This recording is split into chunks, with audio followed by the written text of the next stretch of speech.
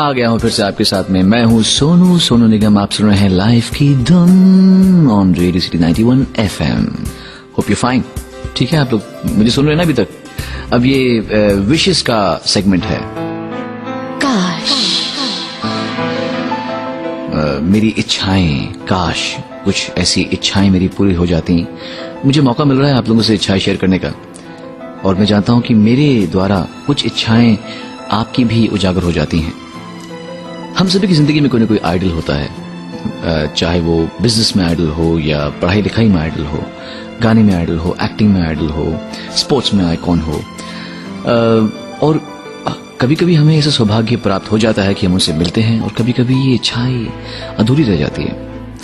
एक शख्सियत से मेरी मिलने की बहुत इच्छा थी, लेकिन दुर्भाग्य से जब उनका देहांत हुआ तो मैं केवल 6 वर्ष का था।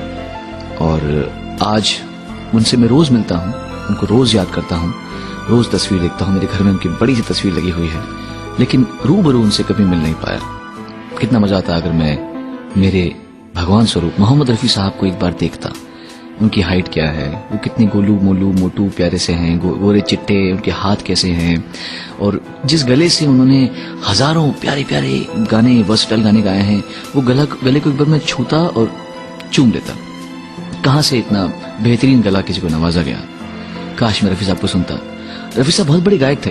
रफी साहब एक ऐसे इंस्टीट्यूट थे कि मेरे ख्याल से हिंदुस्तान में ऐसा कोई भी मेल सिंगर नहीं है जिसने इतने तरह के गाने गाए हों। देखिए, रफी साहब ने फास्ट गाने गाए, ठीक है, रफी साहब ने स्लो गाने गाए, वेरी गुड। रफी साहब ने सैड गाने गाए, बहुत दर्द भरे गाने गाए। रफी साहब ने ऊंची ऊंची आवाज के गाने गाए, बैजू बावरा जैसे गाने। रफी साहब ने सेमी क्लासिकल गाने गाए, मधुबन में राधिका नाचे रे, मन तड़पथरी दर्शन को आज। रफी साहब ने मुस्लिम नाद और हमद गाई हैं। रफी साहब ने एक हिंदू पंडित की तरह भजन गाए हैं, लगता था कि पंडित प्रकांड पंडित गा रहा है। रफी साहब ने शब्द गाए हैं सिखों के, और मतलब रफी साहब ने कॉमेडी गाने भी गाए हैं। वो हम काले हैं तो क्या हुआ दिल वाले हैं। रफी साहब ने सारे जो तेरा चकराए या दिल डूबा जाए, जॉनी वॉकर के गाने गाए हैं।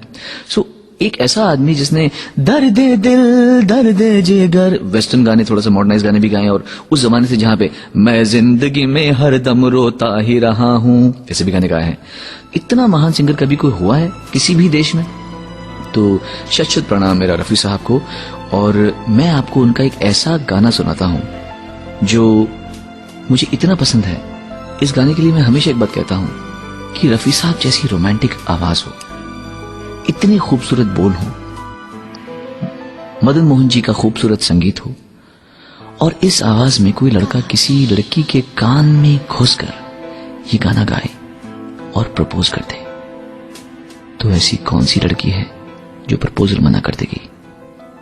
तुम जो मिल गए हो, तुम जो मिल गए हो,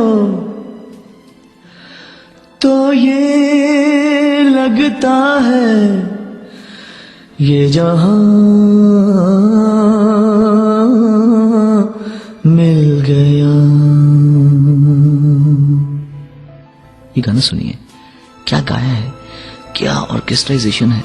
उस जमाने में गाना कहां से शुरू होता है और कहां पर खत्म होता है, आप हैरान हो जाएंगे। ऑर्केस्ट्राइजेशन सुनिए, जब सीक्वेंसिंग नहीं थी, जब कोई प्रोग्रामिंग नहीं थी, उस समय सोनिक ओमी जी ने इसे अरेंज किया था और मदन मोहन जी ने संगीतबद्ध किया था।